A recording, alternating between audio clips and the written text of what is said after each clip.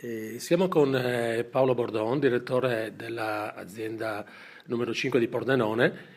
e in una giornata dove si è avuta un'iniziativa piuttosto interessante e da tempo anche attesa, che ci illustrerà.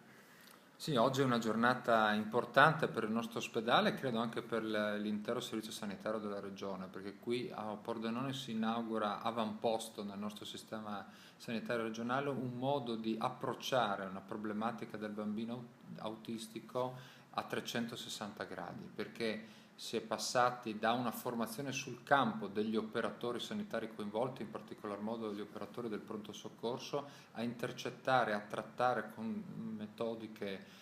di attenzione i bambini e le persone che soffrono di questo problema, fino a inaugurare oggi una stanza che logisticamente accoglierà questo tipo di pazienti, stanza che ha delle attenzioni particolari studiate molto bene in collaborazione con la Fondazione del Bambino Autismo di Pordenone. È un esperimento interessante che ha coinvolto moltissime persone sia sul campo della formazione, della sensibilizzazione a questi temi, ed è sfociata nella necessità di individuare proprio uno spazio che migliora questo tipo di logistica e va in un più ampio tema che è quello dell'implementazione del rapporto di umanizzazione dei nostri servizi rivolti non solo al tecnicismo, che certamente è fondamentale da parte degli operatori sanitari, ma anche a un modo diverso di approcciare il paziente utente con molte più attenzioni e umanizzazione. Ecco, direttore, il 1° gennaio è nata una nuova era per la sanità regionale ed è nata appunto l'azienda per i servizi sanitari numero 5 che si occuperà di tutto il Pordenonese. Le sfide sono senz'altro importanti. Qualche flash sulle primissime sfide?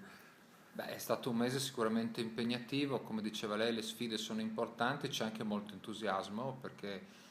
le sfide, l'innovazione, la possibilità di implementare i nostri servizi hanno coinvolto gli operatori a 360 gradi, hanno risposto veramente con entusiasmo proponendo idee e progetti. Stiamo lavorando sulla forte integrazione tra ospedale e territorio, quindi nel creare sempre più quella rete che era già presente ma che vogliamo legare di più, perché c'è la consapevolezza che non è un tema solo di risorse economiche, ma è proprio il problema di mettere assieme tanti operatori sanitari, ospedalieri, territoriali, le associazioni di volontariato, il mondo del sociale, quindi le sensibilità che sono vicini. Noi stiamo lavorando